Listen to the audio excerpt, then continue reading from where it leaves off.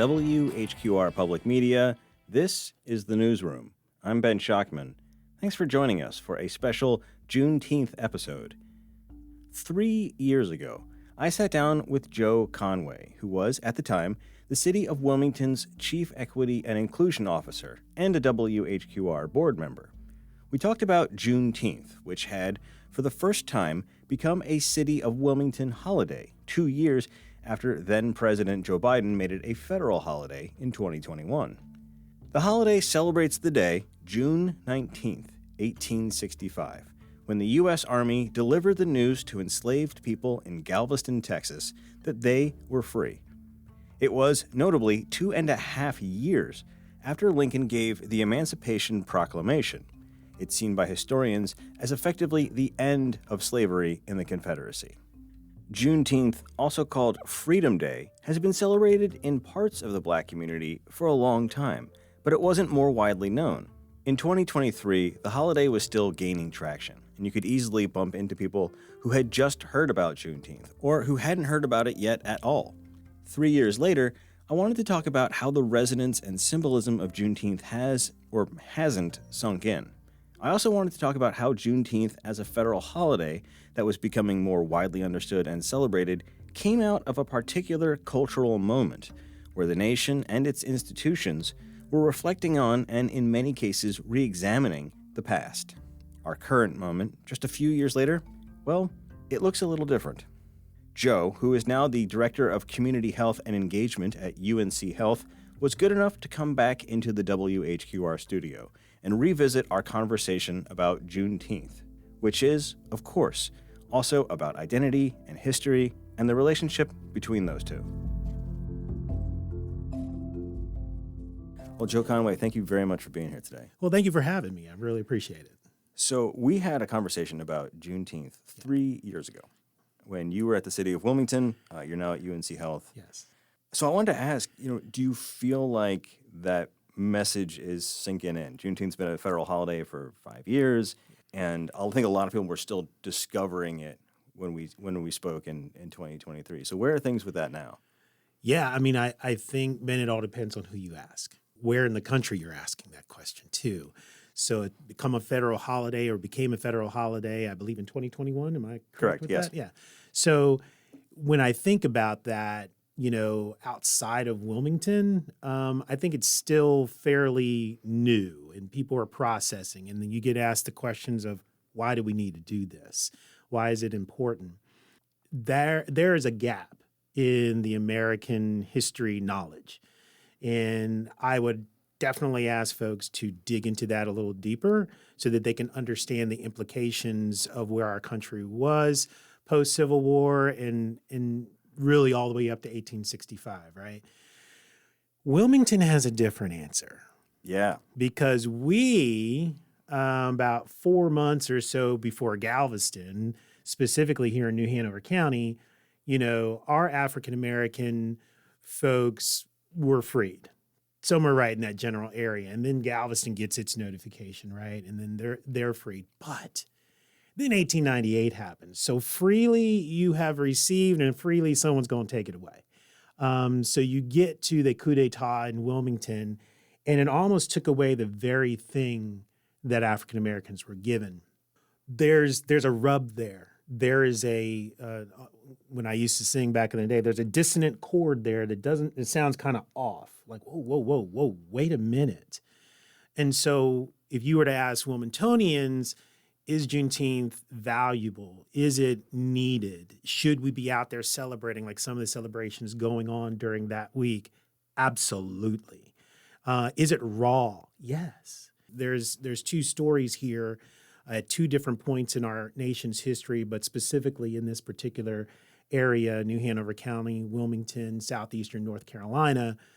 So I do think on one hand, you have folks that are all for it, resonate with it, and then you still have other folks that I would say even in this area that don't get it. Yeah. I think part of what you're touching on is that there's no moment that I can point to in American history where we're like, we perfected freedom for all people, right? And specifically when we're talking about race relations, there's no moment I would point to as like, oh, well, that fixed it. Some people do. Some people would be like, the Emancipation Proclamation fixed it, or the Civil Rights Act fixed it. I mean, it's a process, and there's setbacks. It's hard to find a more profound setback than 1898 in Wilmington if you're charting the course of the goal to give all people full freedom. Right. I think that's what puts a little bittersweetness on Juneteenth. Is that what you're getting at? Definitely. I think we need to understand just when we think we got it all together, and I don't care at what point in history you wanna point to. I love the fact that you brought up the civil rights. Well, if the emancipation fixed everything, then we shouldn't have needed the civil rights. Well, if what is it, the 13th Amendment and then the subsequent 14th Amendment, I mean, if it fixed everything, we shouldn't have needed civil rights.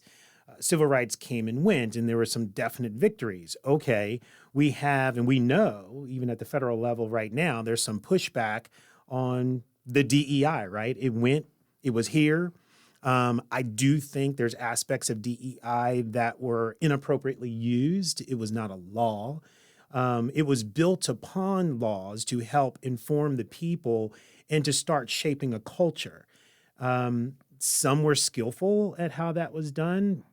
Some weren't. And so that pushback from the minority voices in the DEI world, and when I say minority, I'm not talking about the black and brown people or the women or the LGBTQ community. I'm talking about the minority voice that was at the table by way of our melanin deficient folks, who I would probably put in that minority category in this particular case, because there was this unsettling feeling and they rose up, right? Had we done it a little bit better, had we done it right, perhaps we wouldn't have needed even DEI because it was fixed, right? Right. So, yeah. I think some of what you're talking about, and I've had a lot of conversations with a lot of people over the last 5 years about this, is usually a white person, often a white guy, but not always, who felt like they had done nothing wrong and that they thought of themselves as having fairly egalitarian views on the world. And all of a sudden, they're being pilloried for racism writ large, for everything is their fault. And because you're laying at their feet patriarchy and racism and a whole host of other structural issues, capitalism, whatever else is being piled on, and they just felt assaulted out of nowhere. They were sort of blindsided. Yeah. And sometimes I think the pushback came from those people. I think sometimes pushback came from genuine racists who were unhappy that they'd been called out, that they were still doing the same kind of stuff, just in a subtler way, and they had been spotted. Right. But I do think there were some cases where an artful practitioner of DEI could get to that person in a way that wouldn't push them away from the conversation. Yeah. And some people just came in like a bull in a china shop. Yeah. And those mandating education and those kinds of things. So, Benny, you're getting a little bit into my past, and I want to have respect for that.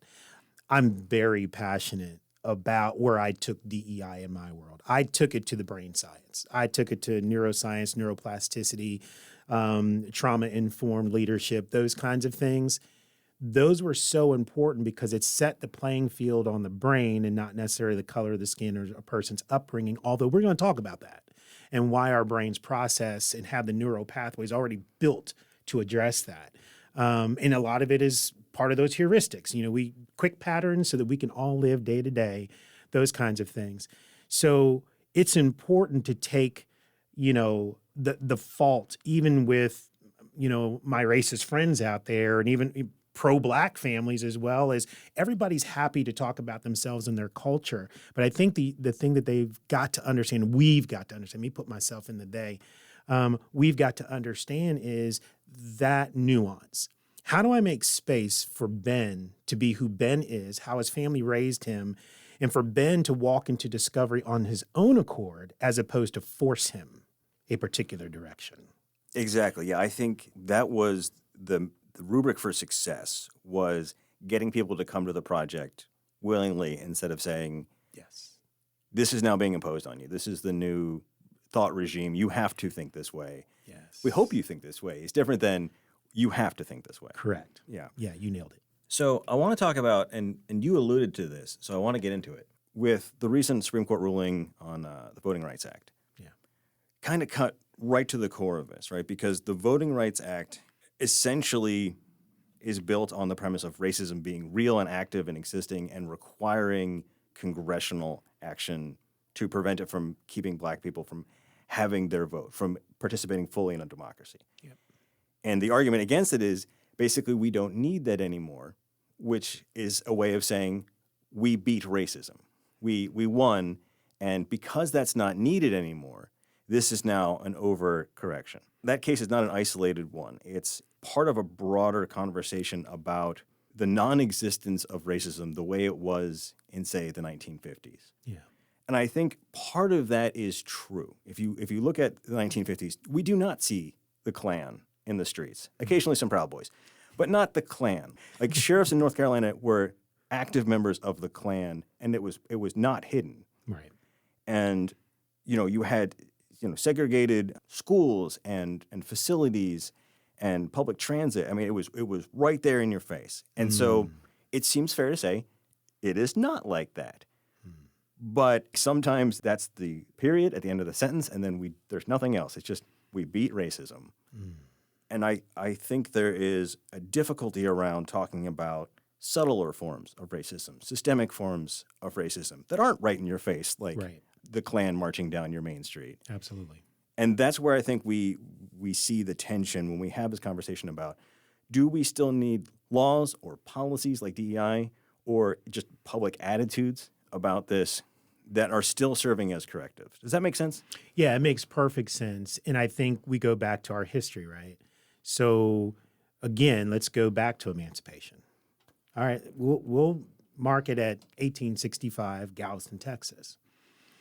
If it took, even in a generation, by the time you get to 1898 in Wilmington, North Carolina, if we did not need an Emancipation Proclamation, as it were, and everybody got it, why by 1898 in Wilmington, North Carolina, did they not see the reality of that? Did they not experience the reality? Why were factions allowed to come and basically, burn a city to the ground, at least the African-American portion? And I know it's estimated, there's lots of estimates out there, right? But 60 plus deaths in the African-American community, and then others told to get out of town or something was going to happen. We'll never know what that something was, but that's what happened.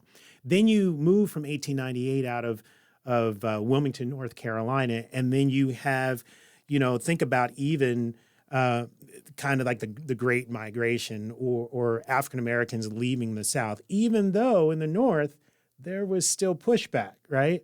But it was better, at least that was the thought, than it was here in the South. Why? I mean, we had laws on the books coming into play. Then you got the civil rights of the 1960s. We have laws on the books that we are just asking to be enforced. So when you're talking about changing a people, when you're talking about changing a culture, I think it's great to have those aspirations and those laws on the books to help enforce, which is one of the reasons why they're still needed. Because we don't listen very well. Let me just give a brief illustration. The speed limit says 55. I'm just going to be honest with you. Yeah, I can't say anything on the record, but I think I know what you mean. I don't want to challenge your audience, but how many of us actually agree and obey it all the time? Flow of traffic seems to imply, right. So, but there's a law there, and it's a guide. It's a principle. It's a rule. If we get pulled over and we were going faster, then they've got cameras and all this other kind of stuff and speed traps and so on and so forth. So they pretty much got you nailed. I think we need laws in place, amendments in place to make sure we stay on the rails. Human tendency is always towards chaos. Oh, the whole universe. I mean, from a scientific physics standpoint, we're always going towards chaos. So we have to have something to kind of keep us on the straight and narrow. Otherwise, entropy just takes us. Second law is the second law of thermodynamics is entropy. I'm a liberal arts major. I don't know which law is which, but I know it's one of them. Right. Yeah. I take your point. I think the fear is from people in the Black community that I've spoken with is we don't need this rule anymore, and we promise nothing bad will happen if we take this rule away. We have failed on promises. I feel like the track record is not good, and I'm a white guy, but I can see if that was me, if that was my community, and that was my history, and my place in the nation's history, I would be awful skeptical of, trust us. Yeah. Yeah, no, you nailed it. We have seen too many times broken promises, and it's not just the African-American community. We know our indigenous and native-born folks, the same thing. We know some of our Asian folks that came over to help us with rail systems and so on and so forth. You're promised this kind of, house with a white picket fence is the land of opportunity, and some have been able to exact those things. And I know we never expected all to do it. However, some of the battles that have been fought along the way, like even people coming to our country. I mean, why is it the mindset of an individual coming to our country in the early 1900s, 1930, if my memory serves, saying, I want to be declared white? Why? This is someone that's not from our world, or they're from our world, but they're not from our country. And they're coming into this nation and through the immigration process wants to be declared something that they see clearly have processed. There's an advantage to this. And there's two sides to this, right? It's one thing to be declared a particular race on paper per the census, but it's another thing for you to see me face to face. So think about our North African and Middle Eastern cultures who many times when they come to this country are classified as white according to the government. But I'm your neighbor. And when you walk out of your house, you're like, I don't know, Joe spent a lot of time at the beach or something, because, Yes, my Eastern European roots. So this is another conversation which I think is interesting. And we spend a lot of time talking about in the media and in culture, talking about being black and blackness. And there's less conversation about being white and whiteness. It's the default. It's the thing that you're not if you're black or Asian, right? Yeah. And I feel like it wasn't until really college, I didn't get any of this in high school, where I had professors who were unpacking how the Irish became white, how Greeks became white, how Sicilians became white, because they were certainly not in European culture at one point in time. Yes. And that process required abdicating some cultural elements that people were proud of previously. Yeah. You had to give something up, but you got something in return. And it's sort of the immigrant's bargain at a certain point. Yes. Yeah, and those are opportunities to bargain with a federal government that have never been afforded to some of us who arrived on slave ships. I think the other thing that we need to be cognizant as we look at Juneteenth, it is a very unique African-American experience. We have plenty of folks in our country, in our area right here, that were not a part of any slave ship. Their ancestry was not a part of that. They may have just arrived here 4 years ago, and all of a sudden they're lumped into this group, and they're not understanding part of the American struggle of the African-American. So I think there's room and space, and this is where I'm going to keep going back to, how do I let them be who they are? How do I let Ben be who he is, and any other, European root person, and express that? And how do we come together and have more engaging conversations that may not always end in agreement, but we end with respect to one another? That is where my heart has always been, through DEI, through many of my experiences, even when I was at the hospital over health equity here locally. That has always been my heart, is I don't have to agree with you, but I do have to engage you in conversation and understand your unique perspective. And I cannot unpack anything for you. That's personal work, which is why most people feel as though it's a personal attack. Yes. It always strikes me that there's a certain degree of, I wasn't invited to the cookout in the pushback against this kind of thing. I think of my experience with other cultures living in New York City. I went to Fire Island one day. It was amazing, right? But it is a gay mecca, and I'm a painfully straight guy. And I had a great time, but I got the sense this was not for me. Yeah. This wasn't my place. I was a visitor, and I was welcomed warmly, but that's not my place. I was a visitor there. Absolutely. Or the Puerto Rican Day Parade, right? Absolute blast. I'm not Puerto Rican. That's not my day. And I shouldn't be offended that day is not about me. Not every day is about Ben. Yes.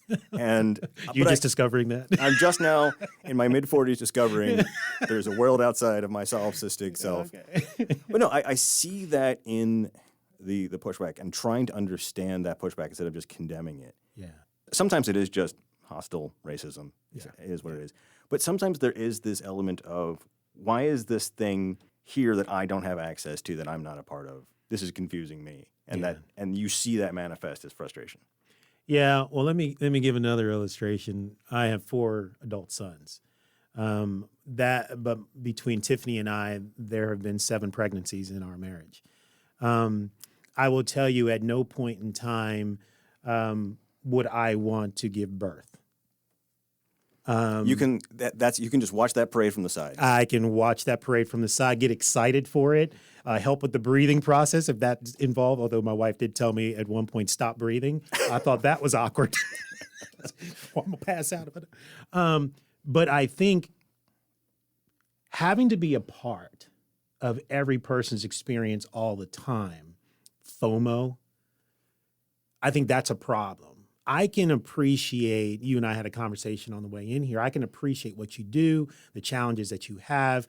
I don't have to be Ben Schachtman or know what's going on through Ben's mind.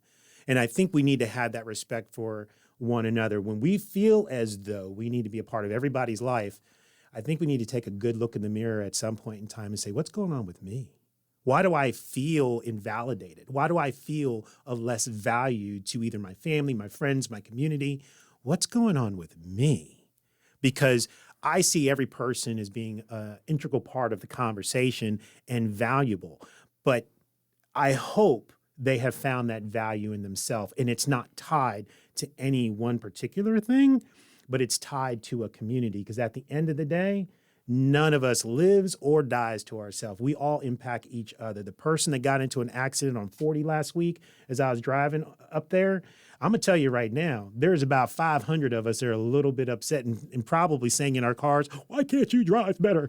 But who knows what was going on in that car? How do we give them space for maybe they were having a heart-related incident, maybe a tire blew?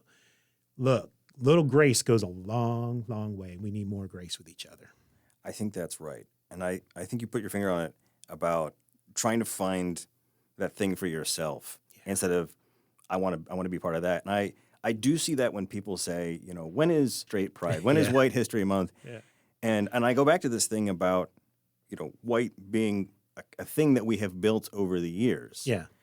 You're not from Whitelandia. Right. Right?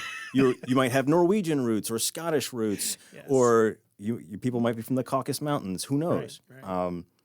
But I find that people who do, the ancestry thing are happier and more self-assured because they've done the work to figure out where they're from. Because white is not a place, and it's such a broad umbrella that it's hard to have a sense of meaning and belonging under that banner. Yeah. You're bringing up something that is another thing that's near and dear to my heart. So I love the ancestry, 23andMe, all that kind of good stuff, the genome, if you will.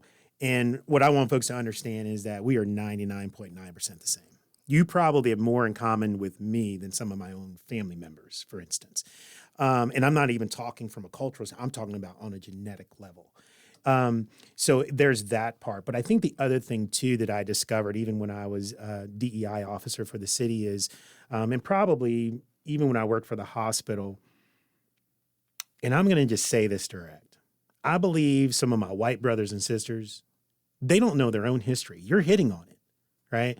And when you don't have anything to tie to other than what Meemaw and Pawpaw told you, but you haven't done the historical digging to understand what that means, that will rock your world a little bit, especially if you're looking for those umbilical cords to attach yourself to help find out who you are. Now, we have a very sensitive generation that's going through it. I don't mean sensitive in a bad way. I mean, they are astute. They are attuned to discovering who they are. And we've watched this shift happen on the census as a result of people discovering this genetic level stuff. Oh, I'm a little bit of this, I'm a little bit of that. I used to tell people all the time, we're all mutts. While nobody out here is a thoroughbred, maybe the royalty in England is more thoroughbred. That comes with some drawbacks. There's some conditions. Yeah, there are some definite conditions. So I just think, again, because of this aspect, that even my white brothers and sisters sometimes are not even being told their own history. There's a gap. And all they're trying to do right now, whether it's fight against what they feel as though is being taken away from them, or it's doing a 23andMe study and then going to ask their family questions, they're just trying to discover, to some degree, not all the time, who they are. I think that's profound. Yeah. So talking about this, going back and learning about your history, Juneteenth came out of this moment. Juneteenth as a federal holiday, as something that was becoming part of the broader national cultural awareness that more people knew about. That all came out of this moment that included a real willingness to go back and learn, sometimes for the first time, sometimes relearn, about history, and to reinvestigate, key moments in our history, underreported or unknown moments in our history. We saw this in pop culture. We saw this in my business, where you had newspapers who were actually going back and re-reporting stuff that they had done because it had been through a lens that excluded so much. Yeah. And, not everyone was happy about that. But in general, there seemed to be a permission structure to say, we can go back and reopen that book. Yeah. And go back and learn it. And it feels like that moment is coming to a close, or there are forces trying to bring that moment to a close. What do you make of that? So as long as we have heroes out there that continue to promote Juneteenth and remember it, I think it'll never disappear. It may look dim now. Let me tell you where this really began to hit me yesterday. I was watching news, and I saw on one of the major stations the celebration for Pride Month. And I was like, I'll be damned. They're still doing it, right? There's a major celebration over there on the West Coast. There's a major celebration in the Northeast. And so though certain things are being denied to that community, and laws have come out, and states are putting things on the books or digging up that old 1800 law just to bring it forward, it's not stopping them. So my inspiration as I began to watch the news yesterday was like, whoa, Juneteenth, we just got here. We just arrived at the party. This is not the time to quit. This is the time that sometimes we allude to our political landscape, we double down, right? I think we, and for many years, all throughout African-American history, there was a lot that we did in our own community. And I think that's the other thing. Sometimes we need to stop waiting for another community to do for us. We need to do for our own community. But history was passed down that way. Standards were passed down that way. Religion and spirituality was passed down in the house, in the home, with our grandparents and our parents and siblings and cousins. And that can still go on. You don't need the City of Wilmington to throw something for Juneteenth. Now, there is a little bit that they will be doing, same with the county, but look where it's coming from. It's coming from those grassroots organizations that want to hold our government officials accountable, right? So I want to encourage people, just the same way I do in my own family. Find something about Juneteenth that you can latch on to. Not only that, discover something new about Juneteenth. Because there is that transition from 1865, 4 months prior, Wilmington, New Hanover County, we just got the word, and then they get it 4 months later.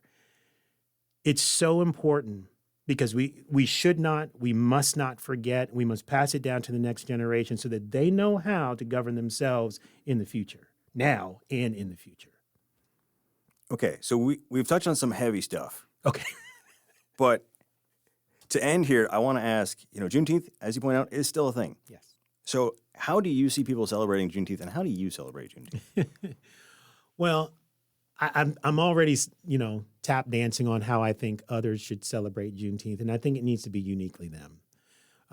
Some people are going to celebrate by sponsoring or supporting a local minority business. I think that's wonderful. Some people are going to hang the flag. Some people are going to watch some documentaries. Some people are going to attend the barbecue. Hopefully you'll get invited, Ben. But I would actually challenge folks, especially my African-American folks, to invite a unique, diverse population to your barbecue. Adopt a hunky. Okay, we'll go that route. I say that with love. That's all right. You can say that. I can say.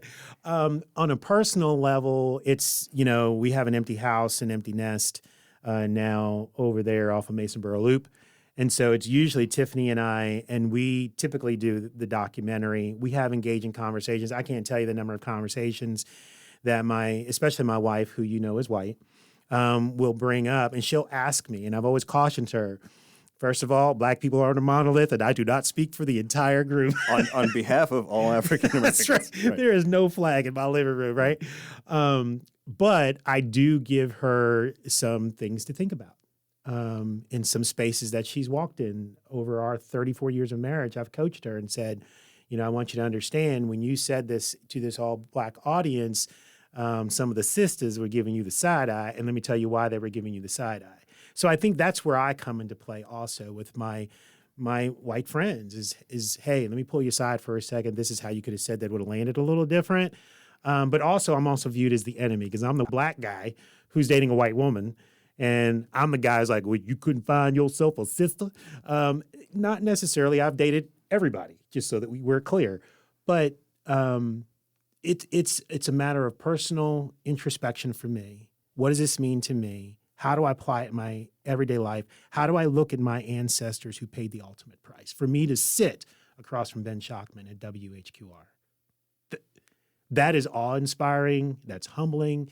I'm getting a little bit misty-eyed, so ask me another question. Okay.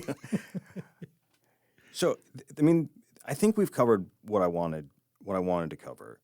I think what's fascinating that you just talked about with your conversation with your wife, which I've been married for 20 years, so I can't catch up on you because of how time works. Yeah, right. I'm like 14 years behind, but I'm working on it.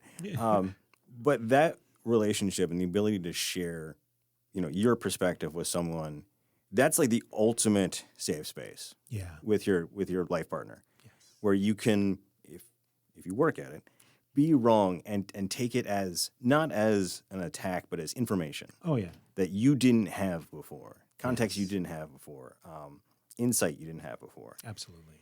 It is really hard to recreate that level of intimacy, with just another person on the street. Yeah. It's an incredibly high bar, but it's a great place to start. Right. And I think if that's the goal and you're always just working towards that goal, then that's really something. Yeah. Thank you for that. And just to be clear, it's a two-way street, right? I've been in spaces and she's pulled me aside. I get pulled aside more, I think, than I pull aside. But that's been good for me. Yeah. If I was still the same person I was when I was 18, well, that'd be a disaster. You're right. All of us. We'd all be a disaster. Yeah. Well, I think that's a good place to leave it. Okay. Joe Conway, thank you very much for your time. Ben, it's always great to be with the WHQR family. You have my heart. I listen to you regularly, and just keep doing what you're doing, getting the word out and making us think, those engaging conversations, and continue to invite that discourse, if you will, constantly. We need it. Thanks, man. All right. Well, that's it for this special Juneteenth episode of The Newsroom. Thanks to my guest, Joe Conway, and to WHQR's Ken Campbell for technical assistance. Music for today's show was provided by If These Trees Could Talk and Blue Dot Sessions. If you have comments, concerns, or an idea for a future show, email us at newsroom@whqr.org. I'm Ben Schachtman. Thanks for listening, and I hope you'll join us for the next edition of The Newsroom.